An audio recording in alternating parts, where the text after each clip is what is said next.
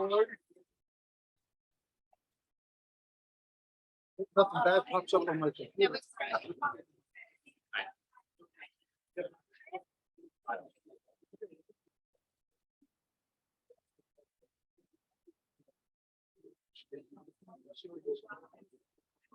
Oh, I see. Nice to Good see morning. you. Good morning, everyone. If you could find your seat. And Brian Westry, can I get a hand if you can hear me? So, is that better? Okay. Make sure you get this. Okay, hold it close. Good morning, everyone. On camera today. We are going to film this and we will post it later to Workplace. And I am required to inform you we are recording this. So there you are. Okay, let's go ahead and get started. So I'm here. Sorry, I'm here with Sean today, and and our lovely panel. I'm very, very, very honored to have these three amazing agents.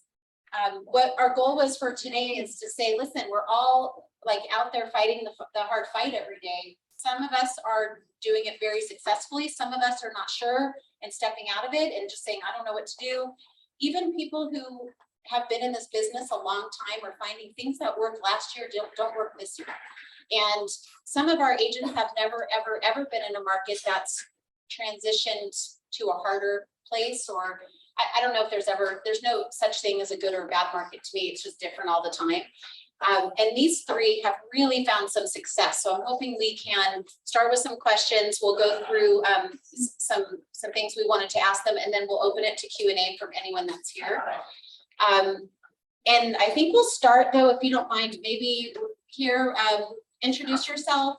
If you have any, maybe how long you've been in the business, and if you have a kind of specialty market that you'd like to focus on. Okay. Good morning. Good morning. I am not Sonia Azizi. I am Emma Lefkowitz, filling in for Sonia. She wishes she could be here. So thank you, Sonia, for letting me take your spot. Emma Lefkowitz. I am with the North County Inland Compass office. We're so excited to be open. I've been with Compass for 4 years, and I've been in real estate for 18 years. I grew up in San Diego, so I'm a native, and we work the entire county. I live in Scripps Ranch. We do specialize in the 15 corridor, and I'm just super happy to be here. Yes, thank you. Good morning, everyone. I am Felicia Lewis, and this is my 5th year here at Compass. I'm so honored to be here in front of all of you this morning. I have been in real estate for, do I dare say, 21 years? 3 months. Right. And in the San Diego market for 13 years. I am also a native, so go Padres. Really excited. And what else can I tell you? My team is here based out of the One Paseo office, and we primarily cover North County Coastal, but we'll go in and live a little as well.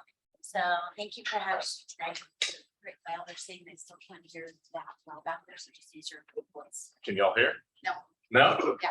Well, hey, I've probably been in the business the shortest amount of time compared to these ladies. 28 years. So I've done it a long time. I'm Lyle Caddell, and my wife is with me. We are one, and that's Grace. It's Lyle and Grace. We've been in the business for a long time together, out in East County in El Cajon, which has been a very, very successful business for us. I kind of like the prices up here in the North County. I got to work a little harder out in East County, but I'll tell you, it's been a blessing for us, and having a wonderful group of people to work with, and having great Compass agents like yourselves to network with. It's been a great success for our business. Look forward to talking more. Yeah, thank you. Thank you. Okay, so I think we are, can you guys hear now? Just better, a little better. So we just have to be really close to the mic. Okay. I want to have anyone, let's start with Felicia since she has the mic, and then we'll just pass it around. How are you staying positive today with all the headlines that consumers are hearing? They always think the sky is falling. How are you addressing that with consumers? I think the biggest thing is to really zone in on what their goals are, what they're concerned about. I did ask a client last week, we were discussing some things and I said, so tell me what's concerning you. Or do you have fear of this? Do you have fear of that? And so I think if you really align yourself with how they're feeling and what they're concerned about, you can create that narrative together as opposed to the noise, the press creating the narrative for them.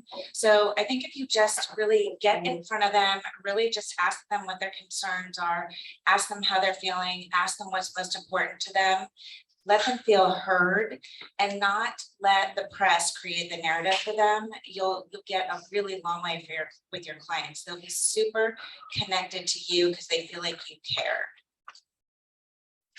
Yeah, we're dealing with this a lot with our buyers, especially more than our sellers. Just, you know, sky is falling, interest rates are 10%. We can't believe this. What are we going to do? And our team who's here today, we're focusing on knowledge is power. The more educated we are about the market, about mortgage rates, about what's going to happen in the future, the more we can help our clients bring down their fears. So we're really focusing on working on our own skills to be smarter and, you know, be a little bit above the curve and be able to share with our clients what's happening. And then we're also spending a lot of time with our lender partners, making sure we're educated. What are the other options? Are there ARMs? Are there buy downs? Are there other things that we can give our buyers support and options so that they don't have to just be terrified of the interest rates going up all the time? And that's been really successful. It doesn't work with every buyer, but the more we know, the smarter we are, the happier our clients seem to be. Wow, you heard it right there. Very, very true. A lot of things that I'm sharing with a lot of our clients and stuff now, buyers and sellers, because I'm running into it in both. A lot of these people out in East County, it felt like they've either overpaid for their homes now, we're getting all sorts of things. The thing that you can do is actually just be very confident with your clients, speak no evil, hear no evil. You know, have you heard that story before? Well, you got to be very confident. You got to work with the people. You got to be communicative. You got to get back to reality. A lot of realtors today or have been the last couple of years, I've watched everybody just focusing on the internet, texting, emailing. They're forgetting the most important thing. Number one, communication. You got to get back to talking to people face to face.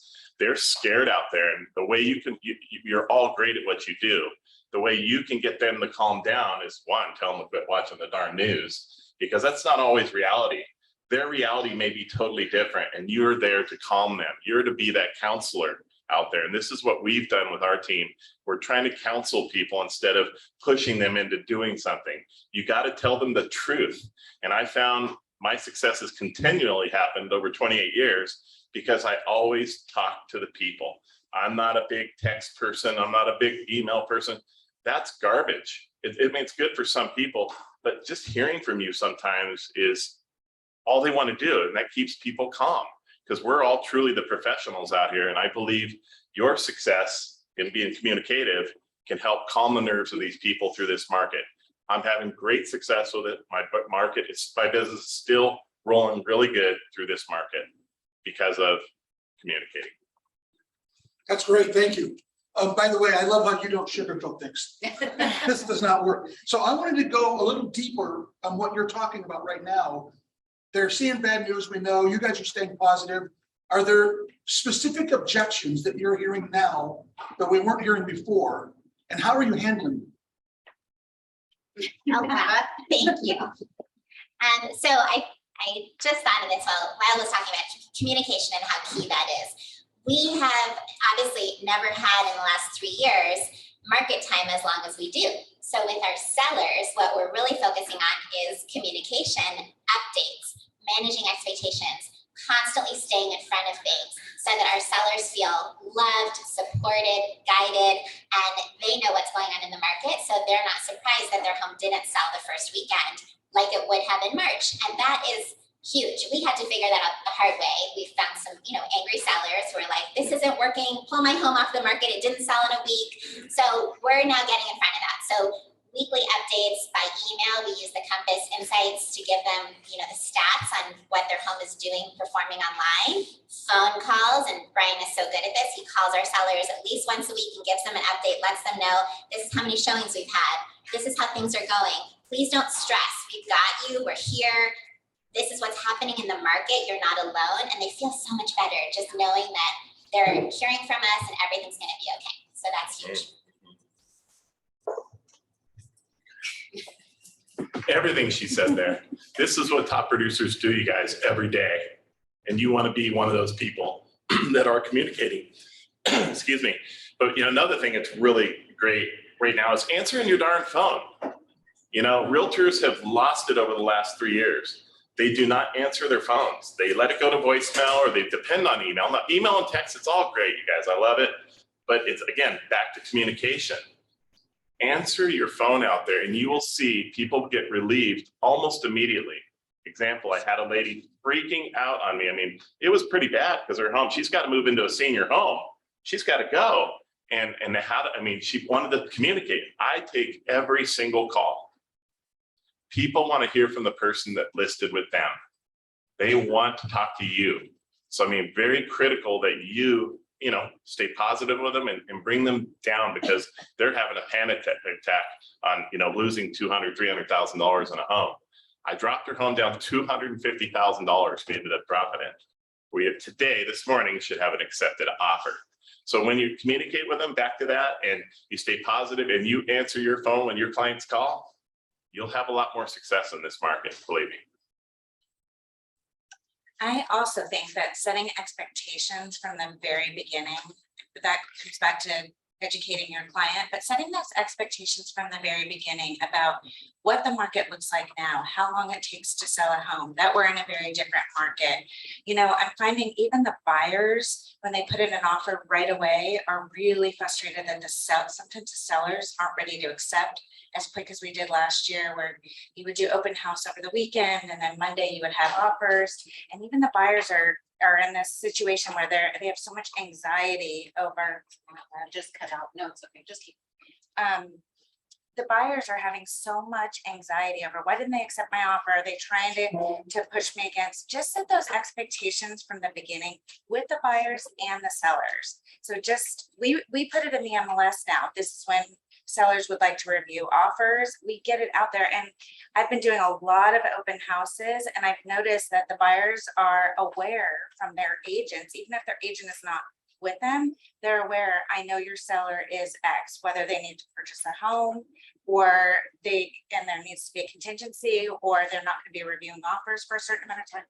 Keep that information out there. It will keep everybody a little bit more calm, sets those expectations. And I think, just to reiterate what both Emma and Lyle have said, is that you really just have to know the information and what's happening. I saw a huge change this past weekend from the weekend before. The weekend before, people would only consider a 30-year mortgage, right?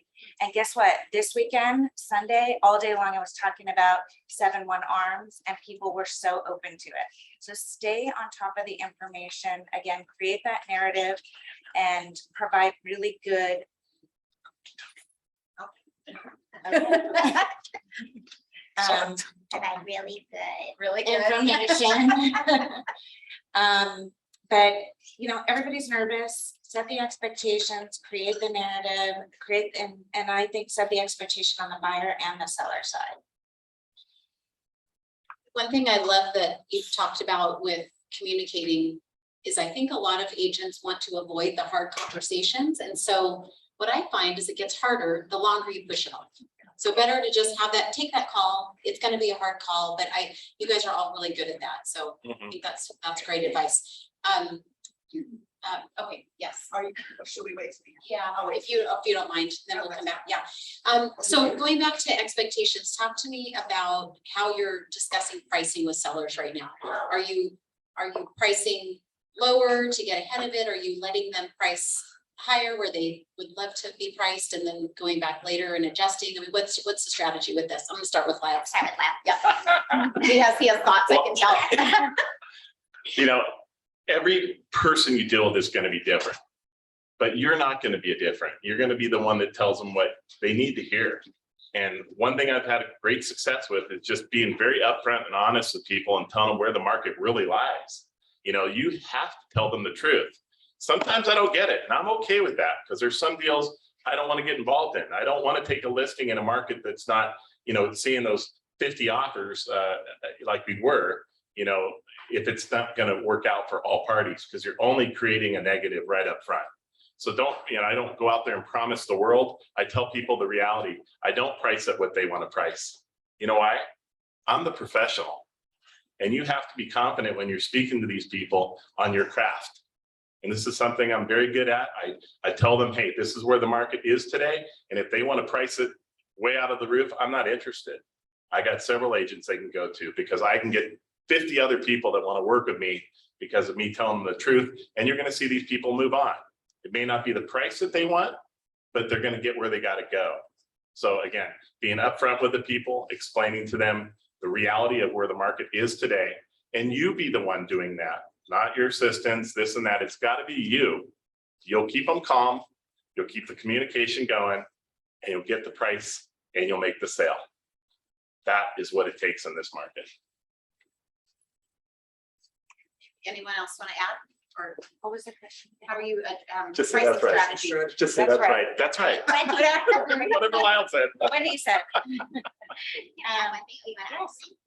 The only thing I want to add, the first thing that you said is so important, and what we follow on our team is every client's different, and every client wants something different. And we tried, when possible, to meet the client where they're at. If they're like, I have to move to Tennessee next week, I need to sell my home. Okay, well, we need to price it a little bit more aggressively. If they're like, well, I kind of want to move like in January, not in a rush, can we just try it at this price that maybe exists in April and doesn't exist now? And we're like, sure, we can give it a try, as long as you understand it may not sell. We need to take it off the market for the holidays and go back on in January. If they're okay with that, we want to support them. The goal, obviously, at the end of the day, is to get the listing and eventually sell it. But we know in this market, it might not sell the first time around. And we haven't done that in years, but it's something we always used to do, is take a listing. We might have to take it off for a month and put it back on later. And that's okay too. We just, as long as the client understands and we set those expectations from the beginning. As long as they know, right? Yeah. Just think that you got to communicate that. Are any of you using private exclusives as part of your pricing discussions? Oh, absolutely. Private exclusive, I found, has been a great tool and a great way to let them test the market at the price they want to test it at. And then there's a great narrative with that is, you know, getting them to go active is, remember, it's only been exposed to a very specific group of agents. So if you want the larger market to see it, then we need to get your house ready. We need to price it correctly, and we need to really launch a great marketing plan for it. But one of the questions I wanted to say is, if you can think about this when you're in front of a seller, at what price are they not a seller? At what price are they not willing to sell their house? And if you can get that number from them, they don't think of it that way. All they're thinking of is reaching for the sky as high as they want to go, and what their neighbor sold for. But at what price does this not work for their goals? And I'm a big numbers person, so I am very prepared on what they paid for their house, how much equity they have in their house, and what they can do with that equity. So I kind of, you know, at what price are you not a seller? So, okay, this amount of money isn't going to work for you to get to where your goal is. So then we're going to have to regroup, right? Well, they don't want to regroup. They want to sell their house, right? So you're kind of pointing that out to them, but they don't think of it that way. Same on the buyer side. At what price are you not going to be able to, or what interest rate are you not going to be able to do what you want to do? Well, no, I really need to do this. I need my kids in the school. I need to be here close to my parents, whatever it is. Okay, then this is what we're going to have to work on together, right? I did want to share with you guys, there's a great book. I don't know if anybody knows this. Bill Jones. Can you hold my mic here? Bill Jones, I don't know if any of you have read this book, but everybody should get it. It's called Exactly What to Say. And Bill was at the conference that we were at in Dallas in August, and he was phenomenal. But this is all about asking questions. get this book. You will not be sorry. It's very simple. He's very good. And this is for real estate specifically. There's so many great examples in here. We could spend all day talking about it, but get this book. It's called Exactly What to Say for Real Estate Agents by Phil Jones. It will help you so much with your clients. Yeah, any book by Phil Jones, but specifically that one, I had the opportunity to meet him with Felicia. And I literally had a client text me while we were at the conference saying something about a price reduction on his house, on his $2 million house in Scripps Ranch. And I literally handed my phone to Phil and said, what do I say? And he texted the client. I got to read it before we hit send, but he texted the client back for me. He basically rephrased the question the seller asked me, put it back on him, so that then he had to come up with the correct price to reduce to. It was brilliant. That book is phenomenal. Get it? That's a great recommendation. Thank you.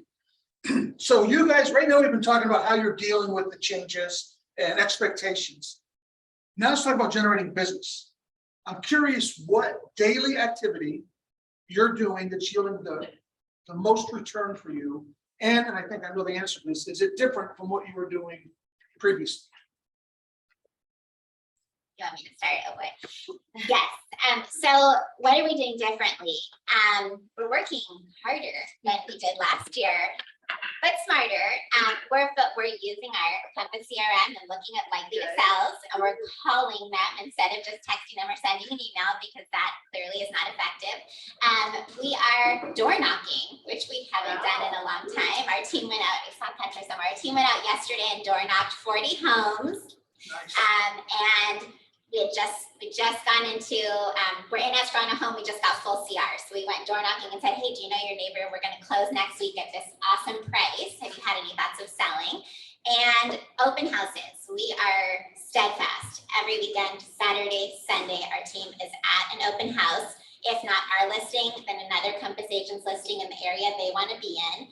And they've changed their script. They're talking about different things in an open house than they did a year ago. So now it's not, are you ready to put an offer in today? It's, let's talk about the market, and let's talk about interest rates, and let's talk about where you want to be and when you want to be there, and creating a little bit of urgency if possible. And we tell our agents, you're not there to sell that house. You're there to meet buyers and potentially sellers. And so we're spending a ton of time on role play, what to say, how to say it, and sharpening our skills so that we're our best selves when we're at that open house. We are doing a lot of open houses as well every single weekend. And we actually, I can put it out there if there's agents that would like to hold some open houses for us. We've had a lot of listings lately and a lot of open houses, and we can't always cover them all. So if anybody's looking to build some clientele, we do have some open houses that are available. The other thing I wanted to tell you is I've been sending out this marketing piece. It's a very simple market update report, and 2 listings, they literally have been collecting it in a drawer, knowing that one day they would be a seller, and called me about it. One called the day the last one hit, and we have both of those listings right now. But really, what was interesting to me is I was talking to one of them on the phone, and he said, you know, I noticed from this, I highlighted it because he said, I'm looking at the price, the list price and the sold price, and it's not that different.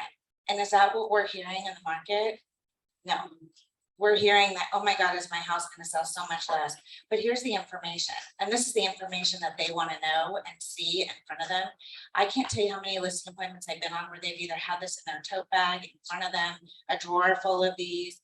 This is the kind of information they want. So however you want to do it, whether you want to do it print or you want to get on video and do a market update, they want to hear from you, the professional, what is really happening in the market. I think it goes back to what you said about getting in front of them, however you can get in front of them and share that information. But I highly recommend that you all get this data out to your clients. You can do an email blast, whatever you want to do is share with them what is happening, because again, like I said, they're hearing it on the news. They would much prefer to hear it from you, who's out there every day and the professional. So anybody who wants a copy of this, we're happy to send you a PDF. You're welcome to R&D it. use that in coaching, is rip off and duplicate. You're welcome to do it. But I really think if you can get the market data in front of them and that is created from you, it'll make a big difference. Ditto. My 28 years of this business and selling thousands of homes, open house has always been a part of my plan. Okay, and there's a big reason for it. A lot of people you'll see on the internet every day, people will tell you this doesn't work, that doesn't work, this doesn't work. Well, guess what? None of those people really did a lot of business. They're trying to get you to go to what they're doing. Okay, so I've done it for so long. It's how you do it and it's how you market. You know, I believe like our business is an old school business with a new twist. Okay, so that you got to keep the old school stuff in there to get people out there today, because not everybody's on the internet all day long. And, you know, maybe realtors are. I mean, I get 80 to 100 things a day from realtors, but am I getting it from the actual person? Not like we were, okay? So going back to the old school ways is not a bad thing. It can create a whole lot of business, especially if you're good at your craft. If you know what you're doing in an open house, you know how to get people there. My open houses, they're 50+ signs for each open house. Okay, so we don't want to just sit there. We want to get people in there. I was so happy. Whether one person shows up, none, maybe you get 10. That's 10 more possibilities that you can show people how good you are at what you do. And they're going to come to you. This is something I teach other people in our office. It's been very successful for me. I've dominated my market for 28 years. I have total market share in 2 full East County zip codes because that alone. Again, real marketing. I don't know if any of you are into real marketing. Yes, it's a very expensive marketing piece like what Felicia has here. You know, these are great things today. Because again, people are not going on the news or not going on the internet like the way they did. They are looking at some of that mail. I am actually getting, I'm going to say realistically, 1 to 3 listings a month just off of my real marketing campaign that I send out every month. And it's helped me a whole lot. So don't be afraid to put money back into your business, such as these things that she's doing, little mailers, but do it consistently. And this is where most all realtors I've met do not do. They're not focused. They don't, you know, consistently do the same thing. They'll do one mailer like this and they'll go, oh, I didn't get anybody. This takes years, you guys, but you've got to put money back into your business. And I put approximately about 20% back into my business. That's what I do. Every single month, I'll have really big checks and I'll just put $30,000 will go right into that from my billboards, my TV campaigns, my you know, real marketing, my open houses, which are usually very successful, even in this market, because people want to know what is going on now. What can I expect when I want to sell my home, or what can I expect when I want to buy a home? What are the interest rates out there? Make sure you know these things, or have a great lender with you to help you through your open houses, so you know what the trend is today, so you can help these people successfully navigate through the buying or listing process. These are very good things to do. I want to hear from both of you. How long do you think it takes for them to be doing, let's just talk Brent, for example, a Repeat the campaign. question. Yeah, perfect question. The question was, how long does it take for these marketing campaigns to start producing a pipeline? Well, I kind of hit it right off the beginning when I was my first year in the business, guys. I was broke, like maybe a lot of you. I had no money. I had to, you know, pay my rent, which was $850 in my first year, and I didn't have it. And I really had to be confident in what I was doing. And I took the little change that I had and I put it into a few open house signs. In fact, it was 100 of them. And I said, I'm going to take these signs and I'm going to work the heck out of these things. For 7 years, I worked so hard at doing that one thing, because that's all I could afford to do, to create success. People saw my name every single weekend for many, many years, and they still do. And I own my neighborhood. Literally, I have 70% market share. I mean, literally, the market share just grows, because why? These people are driving every single day, their kids to the soccer game, they're going to the library, they're going to school every day. When your signs are up on that weekend, every weekend consistently, again, they're going to call you. Wouldn't that be funny? They're going to call you. What's so hard about that? It's not. So you got to start with something. whether it be real marketing or like a piece like Felicia does, or open houses like Emma does and I do. We all do these things very similarly, but you have to start somewhere. So if you don't have the money to do it, find a little money to put back into your business, and every single check you get, you have to put that money in to your business to grow. No successful company makes money without investing in themselves. Lyle mentioned 20% of his money goes back into his business. How about the two of you? Ours is pretty similar. Similar? Yeah. Okay. Just Just it- and to answer Felicia's question, how long does it take for a marketing piece that you consistently mail once a month to a farm? 1 year. Give it 1 year, and that is expensive to mail something every month to the same people, but you don't have to mail it to 1,000 people. You can mail it to 200. You can pick a condo complex. You can pick a small farm, 200, 250 houses, mail to that farm consistently every month, maybe more if you can afford it. Yep. For 1 year, and you will get those come list fee calls. But it's money and it's effort, but it doesn't have to be huge. We're up to 9,000 homes in our farm. That took 7 years. I mean, we've been hitting it. We've been increasing once a year. We increase how many houses we farm to get to 9,000. And we spend probably 20%. I would have to ask my brilliant business partner, but probably 20%. I mean, you have to reinvest in your business. What do you think? I completely agree. I'll tell you a cute little story. My daughter went to Trader Joe's the other night and she ran into her math teacher, and he was there with his wife. And he said to his wife, it's her mom, the signs that we see everywhere. She owns this market. And guess what? Nobody owns Carmel Valley, right? There's no agent that owns Carmel Valley, but the consistency that we have in the mailing pieces, the Google ads, the open house signs that they're seeing out every weekend, this consistency. I mean, some of the kids remarked to my daughter, oh, your mom's ad popped up in my, when they're in school, right? So you just have to continue to market, continue to layer on it. And even if you can't afford to put all this money in, get out there in front of people and do open houses and build a group of people so that you can reinvest some of that money into your business, have your own signs out there. But you have to do it consistently. Pick what's going to work for you and do it consistently. And the layered marketing will really benefit you. Thank you, guys. I wanted to add a comment for all of you. I trust most of you are taking notes. If you're not, there's one word that every one of us should write down. That's been repeated probably 100 times already. Consistency. That's the key, right? Doesn't have to be a great plan. It doesn't have to be an expensive plan. It has to be a consistent plan. Thank you, guys. It's awesome. Yeah, that is awesome. And what I love hearing is this diversity of your marketing plans that have been built up over time. And like many of you, like when I started the business, also had no money.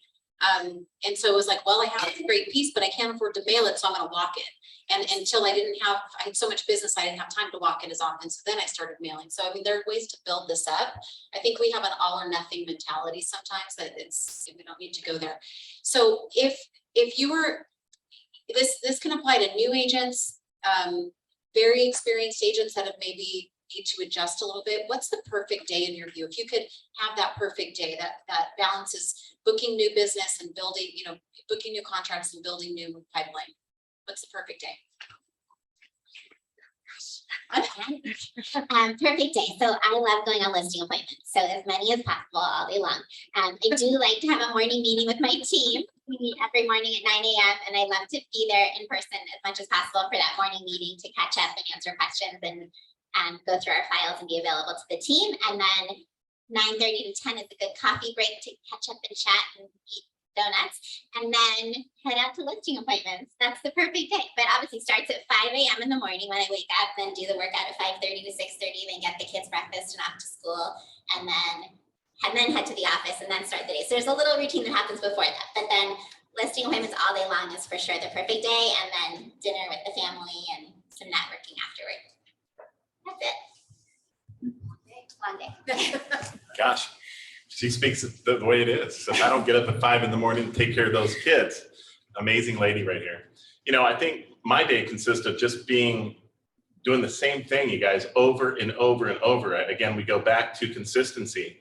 I'm in the office no matter what, every day at 8 o'clock. I'm talking to my team, my staff. We're all talking about what is going to happen that day. We've got several deals going on, so we're always trying to get through inspections, appraisals, termite, just like you all are. Okay, but I enjoy the most. Yeah, the listing side of it is just an absolute blast. And I tell you, listings are king, you guys. So this is something that you want to really work on in your business, because with listings, you get buyers. You know, and if you're really good, So do you, Lisa? Yes. all you are, because we're all compass agents. And then so next week, Good at what we we'll do. talk good about at your it. anchor. They're going to come to you. These buyers will come to you. And I've had great success with, I'm in dual agency more than I probably should be. I mean, I would say probably 60% of the time. Wow. Yeah. Yeah. So it is kind of, what's strange is, I guess my market might be a little bit different, but nobody really invests in their business out in my area. You know, and if you're not investing in your business, you're not going to have, you know, people like up here. You got wonderful agents up here, a lot of people that do a lot of great business. I just don't find a lot of people investing in their businesses, such as the open houses. When people walk into my open house, it's a successful open house for me, even if I get one, and I can turn them into something. And a lot of times I'll turn them into that buyer. And how do I handle dual agency? It's pretty simple. Tell them the truth. Truth always works. And you get through the process fairly easy. And I've had a lot of success with that. I'm gonna get back to the perfect day, but I want to say compliment to you to be able to do that many dual agency. And people work with people they know, like, and trust, and that's why you're winning. It's because they can trust you because you're giving them the right information. They know you because you've been in the market, and they like you because you're really honest with them. So I think that's a huge compliment to be able to have somebody say, it doesn't matter that you're representing the seller, I want to work with you. So congratulations, that's Thank you. amazing. I think the perfect day is getting up and starting to nourish your own brain and your own body. You know, starting with a glass of water, welcoming the sunshine, kind of centering yourself, getting yourself in the right place to handle all of the craziness that we all handle all day long. You have to kind of take care of yourself first in the morning. And remember that if you don't take care of yourself, you might not have a good, you know, rest of the day. But then the other thing too is to kind of prioritize.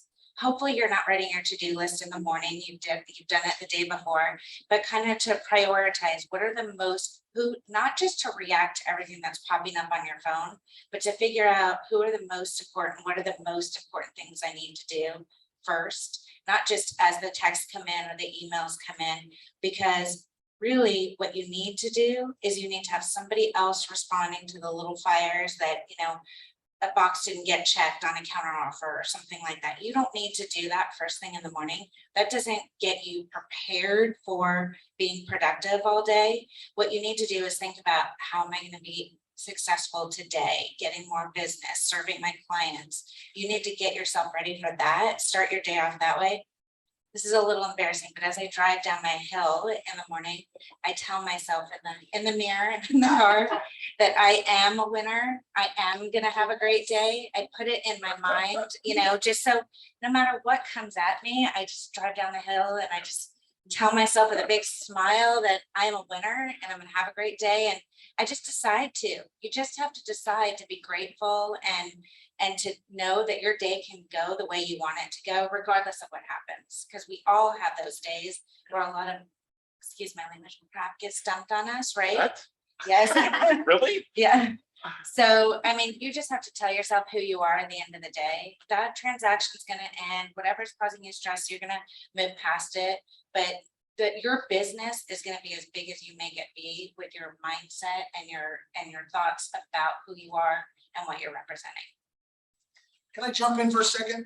It's always interesting to me how many successful people I meet who have morning affirmations, who do things like that, and how many of everybody else I meet who says, "Oh, that's corny. I don't want to do that." But you keep hearing successful people do Or they say they don't have time.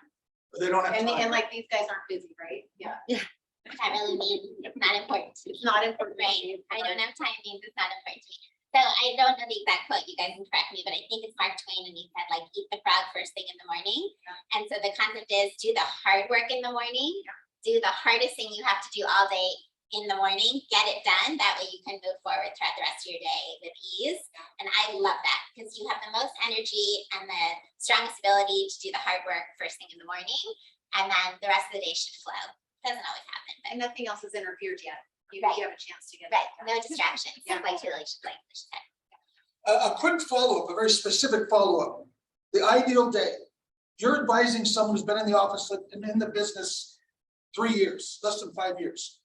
How many days a week should they allow, just give me a number, should they allow themselves to not generate business? Whoa. Not the right audience for this. I saw the fear on your face. No allowance for that. I mean, we're realtors. We work 7 days a week, people. I mean, I can't even tell you the last day off I had. And, you know, you gotta love what you do and you gotta be in service and understand that your clients need, I always say, real estate happens at the most inopportune times. So when you're at dinner with your in-laws and it's somebody's birthday, whatever, that's when you're gonna create a call that you have to take.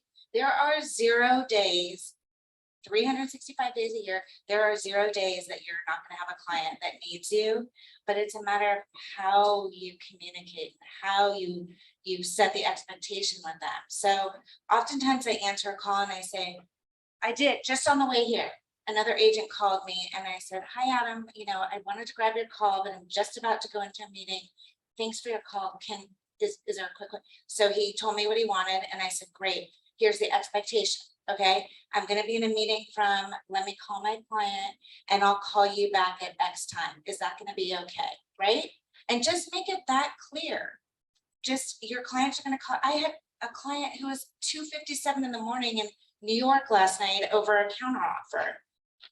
I'm not gonna answer that, but first thing this morning we did, and we said, thanks for getting us the information. We'll get right on that.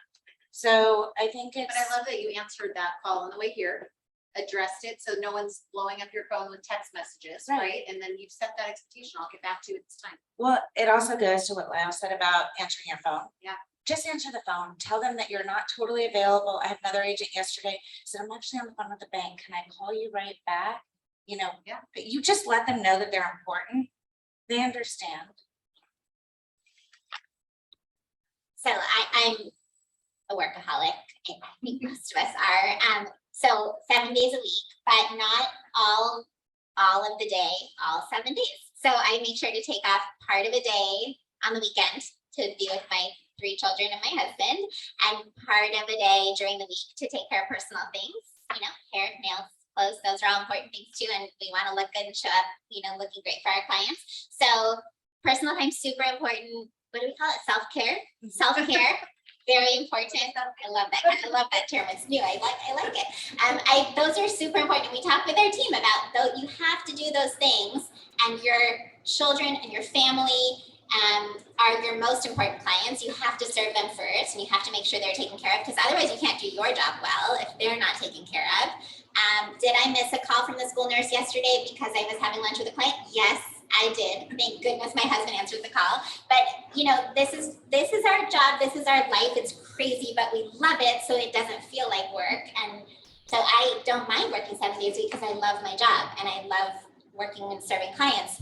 I don't think that's where I think it's not for everyone. And we had talked about that with our team too. Like if you're not willing to put in the work, and if you're not willing to be always available, and you want to be a little bit more regimented, I think there's a place for that. And I think some agents can find a successful balance.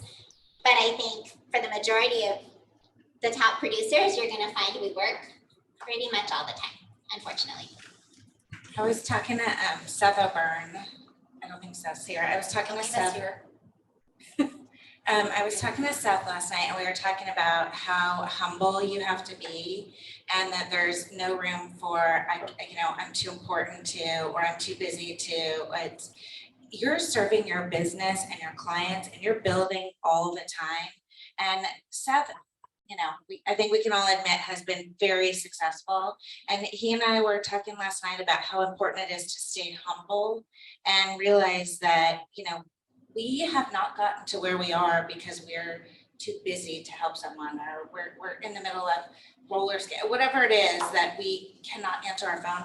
We work a lot and we stay humble, but I think the rewards are great. I mean, I look around this room and I see agents that I'm so proud of, because I remember when they were sort of starting their business, some of the agents like Chris, I was like, he's gonna be a superstar. And I told Melanie, and he has worked really hard and he's done phenomenally well, but it doesn't come without that hard work. Again, these ladies are amazing, aren't they, guys?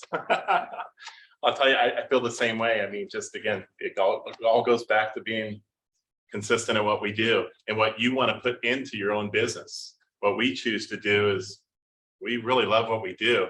To me, this is my vacation. I enjoy what I do. I love to help people.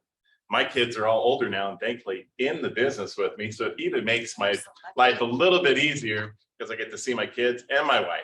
My wife and I are all together. We have a wonderful little setup. Everybody does well, but you know, you put into it what you want to get out of it. If you want to put 3 days into it and that's all you got, well then, hey, you're going to only see a certain success. You're not going to see the successes that we have all had in this business. We really enjoy what we do. I work 7 days a week too. So it's all the same.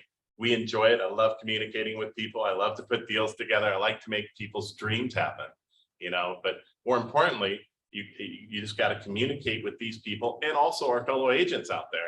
You know, again, we're all forgetting that we all work together. We are one, we are Compass, and we all need to be the standard out there. We got to be above it all. We have to, this one out. We have to be the ones that actually, and you know, go out there and set the standard of the industry out there. We're good at what we do, all of us. And I believe if we all work together and network together and communicate together, we can continue all of our success out there. And I have to tell you something I do every morning. It's so funny what Felicia said here. It was great. Now mine is a little different, okay? Every day I wake up and people wonder, well, what does my day start like? Don't laugh, okay? This is gonna be funny. You're laughing. Because I can't believe I'm telling you guys this, okay?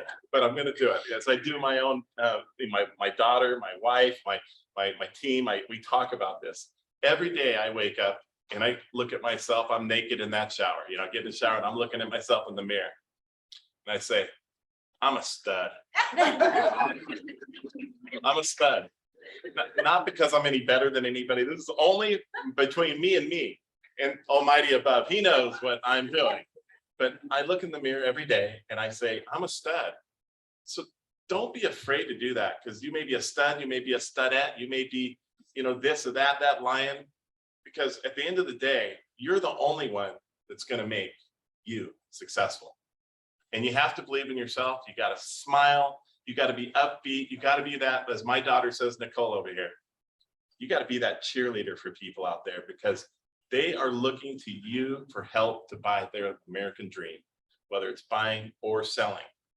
You got to be that cheerleader. So do you want to be a cheerleader or do you want to fail? That's up to you.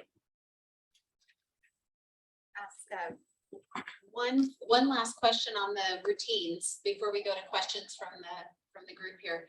Do you do an annual event or any kind? How do you follow up with past clients? We've been talking a lot about current clients. How do you follow up with past clients? We do Popeyes to our past clients. So we do, during COVID, it was great because we could give them little care packages that, you know, we just left. We didn't knock on the door or anything, but we let them know that we left something for them. And I remember one client sent me a message saying, I just got COVID. I really needed this. Thank you so much. It really cheered me up. It was like a little self-care kit, right? And it just hit her on the right day. So we do that. We send birthday cards. I just got a thank you from a client for a birthday card. We do event. We have done events. I mean, we're coming out of a little bit of a different, but we've done the Padres Suite. We've done client parties. We sponsor other events so that, and we let our clients know that we're doing that. We do our food drive every year. We sponsor the Ashley Falls, all of their events at the school, and give back. With our food drive, the other thing we do too is the amount of food that we collect the pounds that we collect, we contribute that amount of money to the school that from the community that we, so if we collect 3,000 pounds of food, we write them a check for $3,000 for supporting something that supports our greater community. So but we also let our clients know that we're doing things like this because it makes them feel really good about working with us, that we give back to the community as well. So similarly, we support all of our local schools, elementary school, middle school, high school. We support the local sports teams, both at the high school and the little league and the soccer team. So we try to be everywhere. We hear a lot from our clients and we love it. We see you everywhere, and you know, our faces are at the grocery store. It's a little embarrassing. Our kids are definitely embarrassed by that, but we just embrace it and say, you know what, this is how we buy dinner, so it's fine. We do one big client event a year every summer. We hold it in my backyard.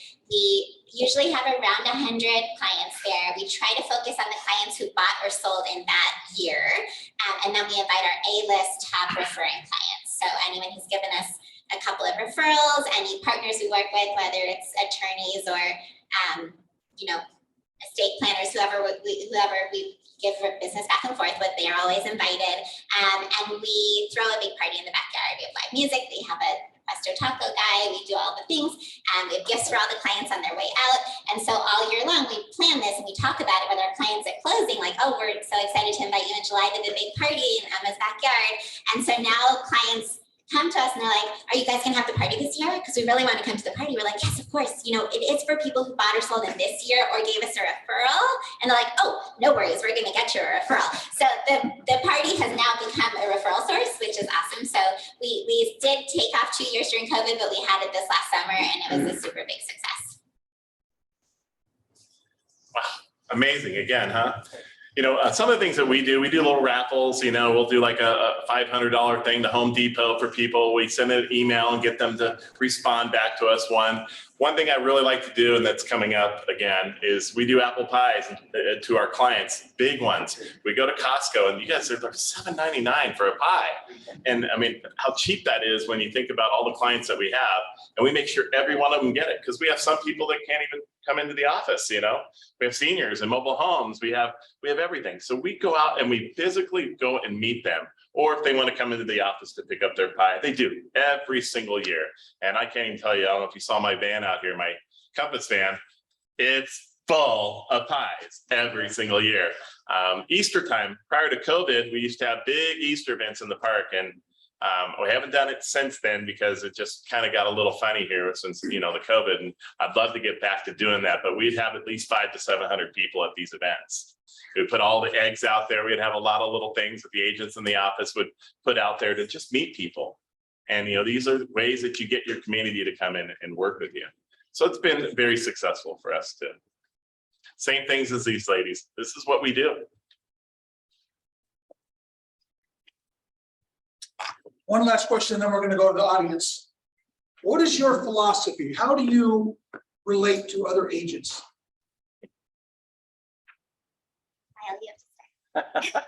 Your turn. I'm going to relate to those agents as they relate to me. You know, if you're going to be professional, you're going to be nice, a fun person to work with.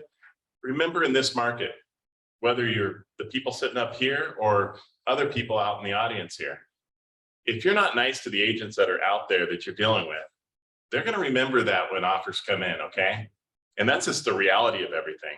You want to be nice to people. You want to communicate nicely. I sure enjoyed, like Emma up here, we talk every now and then. It's such a pleasure to talk to someone that's professional and nice and just humbling, you know, to be around, because our business can be so chaotic and we all think, what?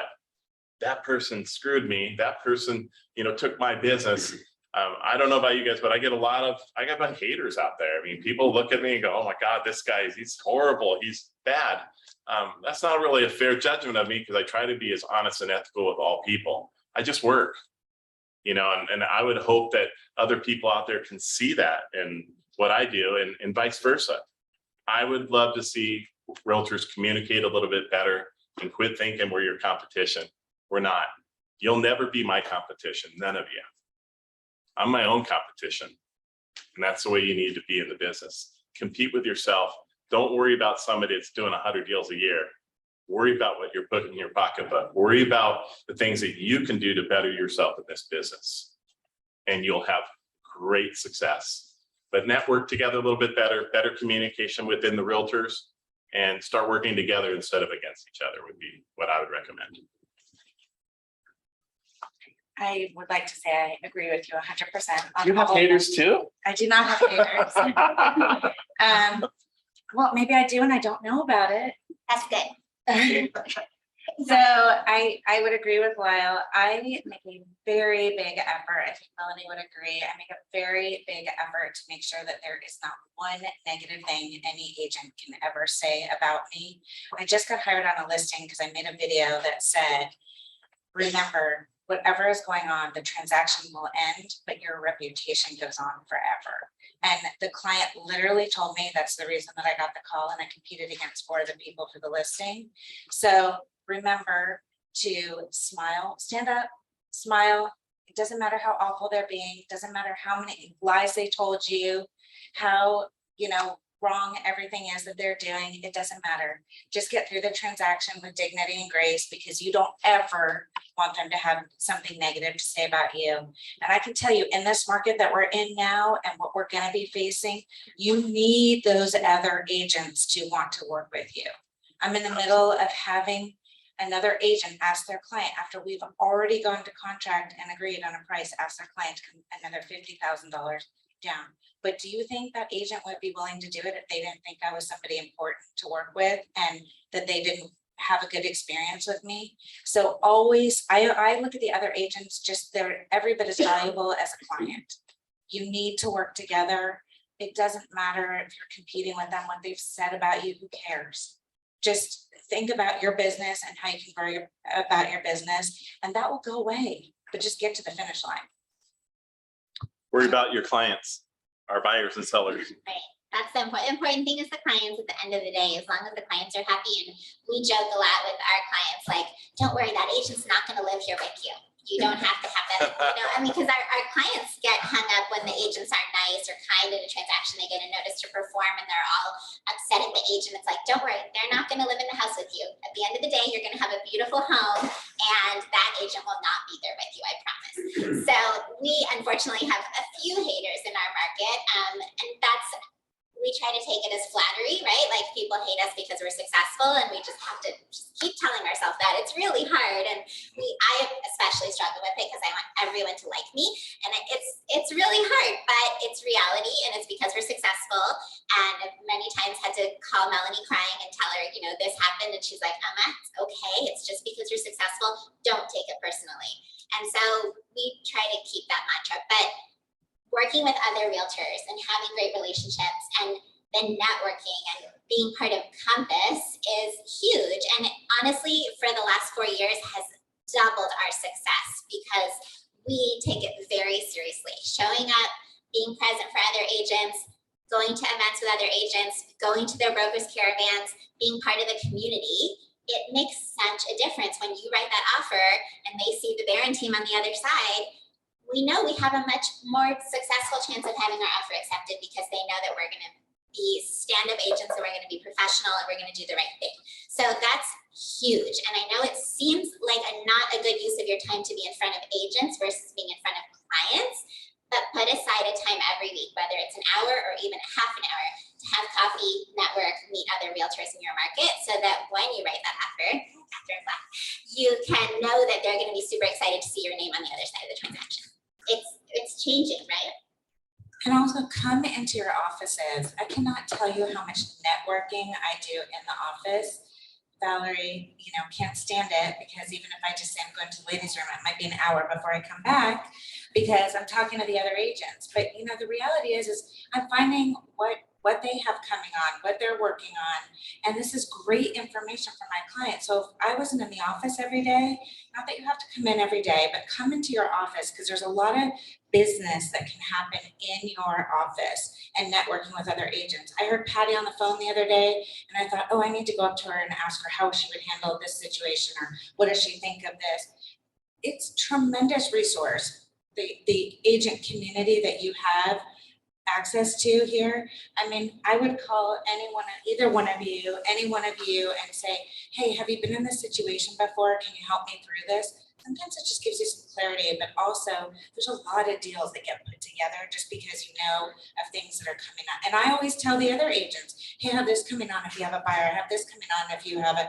And if you'd like to get in, we can get you in at this time, right? Come into your offices, use your agent population. So hold on to that. Let's get some questions. I know you had a question earlier. I do, I actually have two. Two questions, fire away. The first one is kind of quick and easy. You were saying when you put in the remarks at the get-go to set expectations, offers will be reviewed, so on. Well, now we've got market time of up to like, I don't know, 40, 60 days, whatever. Is that what you're putting in the market? You know what I mean? And then you have to just erase it from the remarks when it's passed. Repeat that for the. So she wanted to know, how do we put in the confidential remarks, setting the expectations about when offers will be reviewed? I think this comes to, if you know that your listing is very well priced. I just went through this. I gave the client a price of $1,549,000. They said, we think we should put it on for $1,400,000.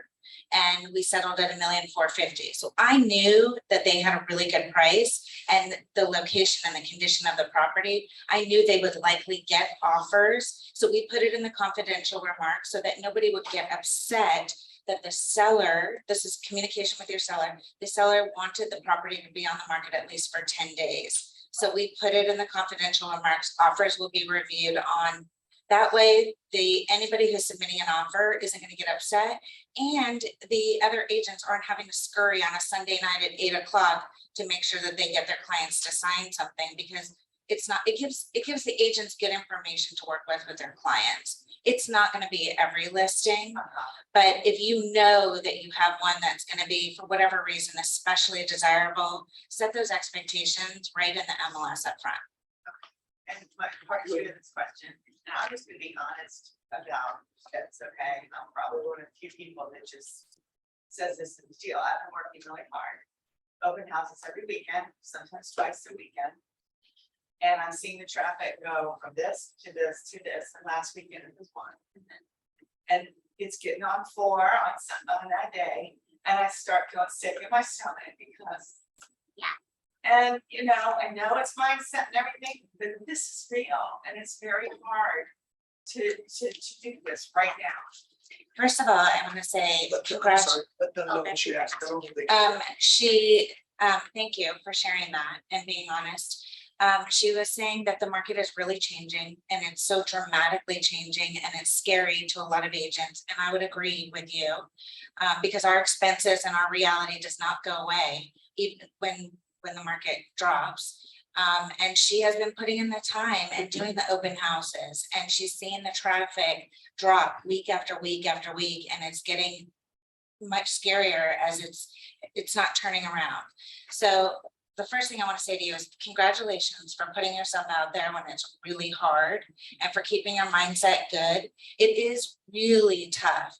And you know what? Someone like you who keeps after it and shows up, has her signs out, and makes it happen, just for that, you will have success. And I just want to encourage you and be your cheerleader, because it is agents like you who will succeed, because when it's tough, they get after it and they stay out there. And I'll make you a recommendation, is that maybe you just print some things in the office and you walk them to that neighborhood the day before or that morning and say, I'm going to be holding an open house. I'd love for you to just come by and see what your neighbor did, just for you to have a few more conversations. Timing, effort, all of that. It's, even if it's 20 versus 40 homes, whatever it is, it's going to make you're really actually serving your mental health. It's going to make you feel better that you reached out to other people. And even if they didn't open the door and you leave something there, it's going to make you feel like, well, it was worth it because I got this in front of 30, 40 people. So first of all, I congratulate you and applaud you, because it's not easy. This business is really tough, and it's real what a lot of agents are going through right now. And I've been at this like 17 years. I know, Yeah. I know, Yeah. I know. And Every time's change, we've had a lot of changes. No doubt. so, but it also is a really good point that when times are good, like what we experienced in the last couple of years, you better save your money, people. Save your money. I mean, you're not gonna make that money forever. This is real estate. It's up and down and up and down, right? And I'm not saying that you didn't. It's just a good reminder for all of us that don't ever use every bit of every commission, right? So I congratulate you for all the work that you're doing, and we're all here behind you. And from the bottom of my heart, if I can do anything to help, I'm glad to. And let me add on to that a little bit. Again, I commend you. Keep working. Don't give up during these times. I think a really big issue right now that is over all of us is the political environment right now. We are going into an election year, okay, guys? So we're going through a lot of negatives going on right now, and I'm not going to get into Democratic or Republican at all, but I will tell you this. We're in some very indecisive times at the moment, okay? So I believe over these next 4 weeks, you're going to see a lot slimmer times on our open houses. People have really great concerns about that. But again, going back and smiling and getting ready, because when we get over this political garbage that we're going through right now, I think we're going to see things pick up even more, even for us. And we're having success right now, but I think it's going to be more when we get through this time where everybody's just wondering what the heck is going on. The stock market's dropping, the interest rates are going up, the border's a mess, the drugs are coming into town. There's a lot of negative news out there that are making people not want to come to some of your open houses. She laid it on perfect. Before your open houses, and my daughter's really good at this, and Isaac over here, they're amazing at this. Before they have an open house, they go out to 50 to 100 homes minimum, and they go and they drop something off. They may get nothing out of that, especially over these next 4 weeks that we're going to go into, folks. But they got something really big. Nobody is doing that work today. Nobody's putting the extra effort.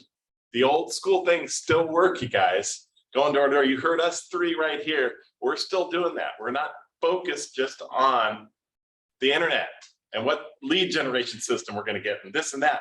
We're focusing on what works. And these things will work for you. Go to 40 homes, 20 homes, whatever you can afford to do. The most important thing is to do it. And see, you're doing it. And that is huge. And I appreciate your question, because not a lot of people are going to stand up and say that. That is the reality what this lady's going through right here. And we have to get over it, and we have to progress. We have to do these things that other agents are not willing to do. Agents don't want to work. You know why? Because they were used to such a great time. Very few agents have been in a time like this. And I can tell you, us three sitting up here on this panel, we know how to navigate through that because we've done it and we've invested in our businesses. So even putting 40 flyers out, you're investing in your business. That's what you got to do to be successful in this business. So thank you. This is so little, but it really is. Make sure when you get out of your car and you go do the open house, you smile, you say hi to the neighbors, remember, like, you can use every part of it. You're putting a sign out, somebody's, honking at you, whatever, smile, wave back. Like, this is how you grow your reputation and your presence. Everybody should have a great interaction with you, but it also serves your soul, because the more you put out there that positive, it's going to come back to you. Sure. They will. You have to believe. Yes. Can I add one quick? Sure. And to that, just on the heels of what Lyle and Felicia said. So last weekend, I was super slow at my open house on Saturday, sitting there in Scripps Ranch, and I'm like, where are the people? So I literally went and stood outside in the driveway, which I do this a lot of weekends at my open houses, and just started talking to any neighbor who walked past. Because I could pretend that they were coming to my open house, even though they were just walking their dog, but I could start to have a conversation, and you never know one of those people is going to turn into a seller one day. They want to know, what's the house priced at, what's the market doing. I mean, everyone loves to talk about real estate. So you're just standing there, you're just, like a free real estate question person in the driveway. I mean, truthfully, people will talk to you, and then at least your time is well used, right? I mean, you sat there for 3 hours, at least you had a few conversations with the neighbors. But I feel your pain. We had our slowest month in the last 3 years was September of this year. I mean, we closed the least amount of escrows of the whole year. So it is slow. We are all feeling it. It's real. But the people who do the work now are going to reap the benefits in the first quarter of next year. There is absolutely, hands down, fourth quarter hard work pays off in first quarter next year. So you're doing the work, and it's going to pay off. Can I say one thing? I was think you gonna have to, oh, can I just say something? Yes. Say it loudly. I think you have to be really strategic. I'm sorry. You have to be very, you have to, let me see that. I think at a time like this, in a market like this, you have to be very strategic. Doing open houses, you need to keep doing them, but I think what you want to look at is the market you're in. What price point are deals being done? Each market will have a bandwidth at any given moment where you'll see activity. So checking the hot sheet every week to see where is that. Doing the right open house is really important. Doing open houses that require fewer signs would automatically put you in a position where you're going to get higher traffic, higher visibility. That's what the open house is about. It's about you connecting with people. So resist the desire to hold open some cream puff. And no, I'm just saying, but if you're going to do open houses, that's the opportunity. You have it's being really strategic, so you don't hold an open house when there's no traffic and you're frustrated. Kind of feel like wasting my time. These are the things I think you look for. Is at any given moment, what price point in the market is moving. That's where the buyers are biting. That's where the activity is. Try to find open houses that are in that bandwidth, and then try to find an open house that requires the fewest amount of signs. Because that's going to give you the most traffic, and that's going to give you the contact. He's exactly correct. We also have to learn how to pivot. You got to pivot in this market, you guys. It's not what it was. Something I also wanted to say to you all is, you know, in these mixed times that we're all running into out there, where people not wondering where their next dollar is going to be, they're looking at a lot of different options out there. Okay, I can tell you this from experience, 28 years. I can't even tell you how many deals I've done. We are with the best brand in the business. Compass is the best business model out there. There is not a better company out there. I have been at probably 4 companies. I was with Remax, Realty Executives, a little independent company. Got brought into the Compass system, and oh my gosh, guys, night and day above all. So being confident, being loyal to the brand that you're with, not being like some of these agents out there that are moving around because they think they're going to make more money because they're at another company. They're not. I can tell you that now. I make a lot of money, you guys. And I know if I move tomorrow, my business wouldn't be the same. It wouldn't be the same because I got to change everything. We are with the best company in the business. Just believe in the business model that we have and believe in yourself, and we will all have success together. Wow. Yes, another question. Another question. One of my favorite presenters, Brian Buffini, says it this way: when you're going to a presentation, reading a book, what have you, eat the meat and throw away the bones. No bones today. Thank you so much. All meat for me. My question is going back to initially, you talked about creating the narrative, because there's a lot of negative narrative. There's the Great Recession is coming, so on and so forth. What are some of your key sources to create that narrative of positive news, the truth for your clients? Just a couple. Repeat this. He was asking for some resources to create the narrative for our clients. So one that we use is Keeping Current Matters. They have great information, and I feel like it's very well presented, that you can come up with how you want to present it to your clients, but it gives you just enough to sound like you're really on top of what's happening. They also have a way to make video. Another thing is, I mean, Compass has got a great video platform. Just talk to your clients and let them, you know, ask them, are you feeling this? Are you feeling that? I mean, get that book and just start asking some questions, and then you'll get the answers of where you should look for that. I truly believe in coaching as well. Wherever you get your coaching, whoever works for, you know, whatever company works best for you. But I really think if you do coaching and you really dig deep into your coaching community, you'll get phenomenal results and resources. And definitely not the news, not the internet, not any of that. And I also really think open houses are phenomenal right now, because whatever conversations you're having, there's no better information you can get on what the consumers are thinking. Get out and do those open houses, because I'm telling you, it changes week after week after week. And price points, there's a different conversation. You know, if you're under $1 million, over $1 million, you know, what they're considering, what they're willing to do. But I think if you do open houses, you'll get phenomenal information. Go ahead. And it's not just open houses, but that has been a great success about my business. I've really made that part of my plan.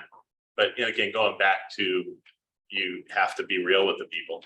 You got to talk to these people and communicate with them and just giving them the truth and making them feel good. Again, we're going through a different market. I told you about our political environment now is really weighing a lot of people down. I'd say be patient. I think we're going to come out of this and things will lighten up a little bit. On these next 4 weeks, I told you, I think you're going to see some challenges even in our open houses. But like my open houses, it doesn't bother me that I get one person or even none to my open houses, you guys. You know what's nice? There's 50 of my signs sitting out there that people are going, dang, that guy owns this neighborhood. That Emma, she owns this neighborhood. That Felicia, they own. You're hearing the same things from us here. So just having those signs out, and that's your farm, your area, they're gonna come to you eventually. It's just how consistently you're gonna do that. One other resource, don't forget about Chartwell. Our escrow company provides 2 phenomenal resources in Axios. Somebody say that right? And John Burns, amazing. So if you're not getting that from them, hook up. Okay, we gotta move. We're gonna show these guys some appreciation, and then let's do a quick pitch if anybody has a. Can you just, I think she has a question really quick, right here. I have a question, but it's okay. No, go ahead. Is it a short one? It is. Well, Okay. I don't know. So it's- We better keep it. What you guys, You guys keep it short. well, I think you're the one that said it, instead of emailing the likely to sell you call them, what do you say? Yeah, pick up the phone. Super easy conversation. Well, it's usually a past client if they're coming up and you're likely to sell, or someone who you've had communication with in the past because you have their phone number, email, and address. And so the conversation is just about equity in their home. It's like, hi, Mr. or Mrs. Seller, how are you? It's Emma with Compass. Just wanted to reach out to you. I don't know if you have any idea what the market is doing right now. It's been a crazy few years. Do you know that the price of your home has gone up 300,000 since you purchased in 2007 or what it should? It's all right there. It's so easy. It's right in front of you. You can even tell them how much it's increased in value. And they'll be like, no way, I had no idea. I'm not planning to move, but oh, by the way, my daughter's moving here from Phoenix. Maybe you could help her find a home. Great, I would love to help her find a home. The conversations go in all directions, but just picking up the phone and calling them. It's just a great way to start your morning. Like just a few minutes a day, call 5 of them, call 2 of them, but you'll have some really good conversations. I have another little script for you. You could also say, are you curious what people with the amount of equity you have in your home are doing with that equity? Because maybe you can get them to buy an investment property. If they have a lot of equity in their home, do they want to take that money and put it to work for them in another property? If they have a lot of equity, real estate has worked for them, right? Maybe they want to transfer some of that into another property. Ditto. Again, these ladies are amazing. And on the referral side of it, I mean, don't be afraid to bring up the name of the person that referred you to them. If it's a referral, you know, for potential listing. You know, Joe Searle, she just referred me to you and I'm the local realtor in this particular area. I understand you may be interested in selling your home. Get right to the point. I mean, it's really that simple. Again, it's all in your tone. Your tone will be everything in how you have success on the phone with people. Your confidence. Stand up when you call. Yep.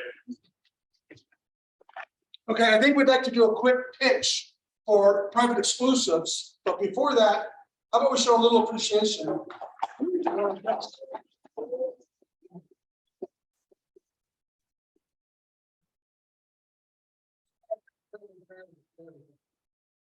Okay, does anybody have, well, we have such a great grouping of agents. Do you have a, like this? Selling company?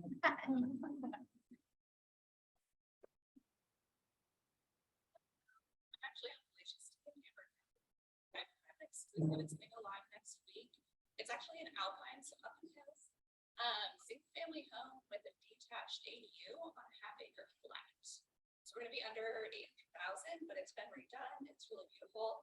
If anyone's looking for something that they can rent out for their property, it may be a good option.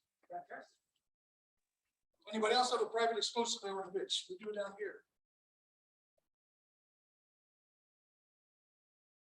Hi, everyone.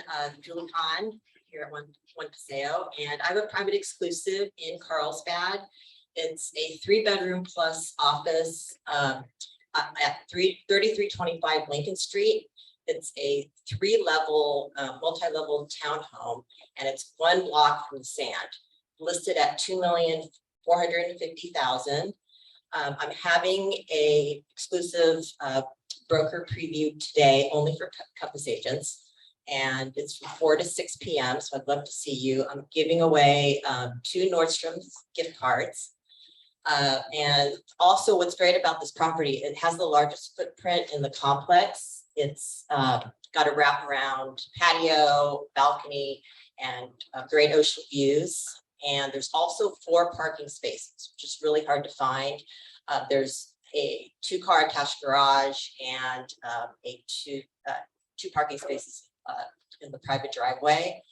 And also there's huge vaulted ceilings, and there's the 3rd bedroom is a loft, so it's nice and open. And it was built in 2016, so definitely contemporary, newer, and it's 2120 square feet. So, Sounds great. yeah, so everybody come today. Yeah, it's $2,450,000. Block from the beach. Thank you very much. You had a private exclusive? Hi, everyone. My name is Lisa Golden. I'm also here in this office. I have a private exclusive. It's in the Crosby Estates. And for those of you who don't know, that is a dual gate community, kind of near Santa Luz, but it's in the Rancho Santa Fe school system. So Torrey Pines can across from them. It is 6138 square feet. It's all single level living. It is really high end on the golf course, on a cul-de-sac. There's a big motor port, so since there's no parking on the street there, it comes in handy. Everything is just exquisite. It was done by La Demora, all the decor. He has a big great room with the sliding glass door, so it's priced at $5,995. They aren't in a hurry to move.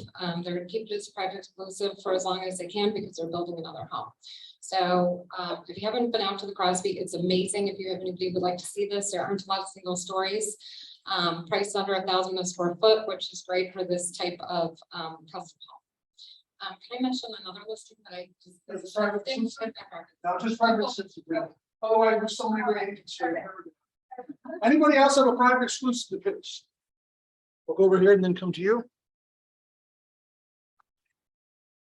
I have a small condo in Hillcrest. It's a 1 bedroom, 1 bath. It's in the Cliffbridge Estates. It's about a 4-story building with parking underneath, and it has its own parking space listed at $495. It's going to be going through Compass Concierge, and it'll be ready probably in about a week and a half. Great, thank you. Hi everyone, I have it's not on private exclusive yet, but it will be by next week. It's in Encinitas. It's right off Santa Fe. It's a 3-bed, 2.5 bath, 1,700 square feet. It has a detached little office on the property, and it's priced at 1.8. Wait, can you say your name? Julie with not Compass. 858-568-2278. Fantastic, thank you. You have a private exclusive? Hi, good morning. My name is Andrea Frank, and I am with Sean. Mission Valley. So I have a private exclusive in downtown in City Walk, 2 bedrooms, 2.5 bed, 1,900 square feet, listed at 1.1. And the beauty is I got this listing through a likely to sell.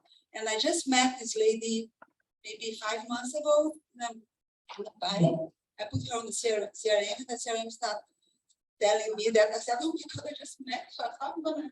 And then I start doing the work, and it works. So it's 1.1. She's not in a hurry.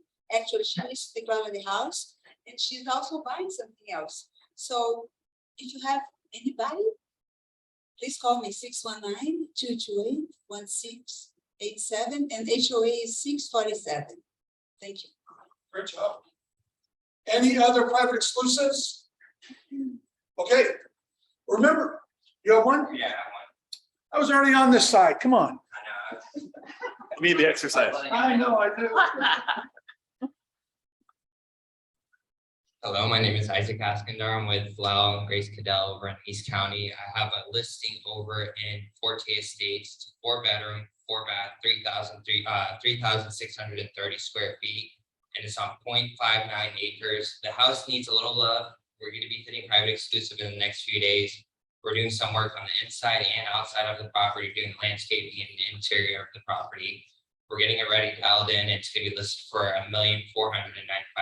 So if you guys have anyone that's interested, I'm located over in East County. My phone number is 619-599-4183. And I hope you guys can bring me some buyers. So give me a call anytime. Awesome. Thank you very much. Okay, last thing to remind you guys, don't go home with the smartest notebooks in the world. Take one thing that you learned, implement it today, because we heard a lot of great stuff. Thank you all again very much. Thank you guys. You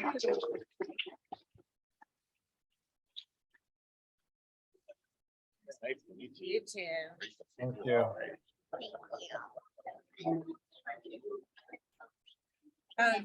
we're gonna have a caterer and everything. Thank you.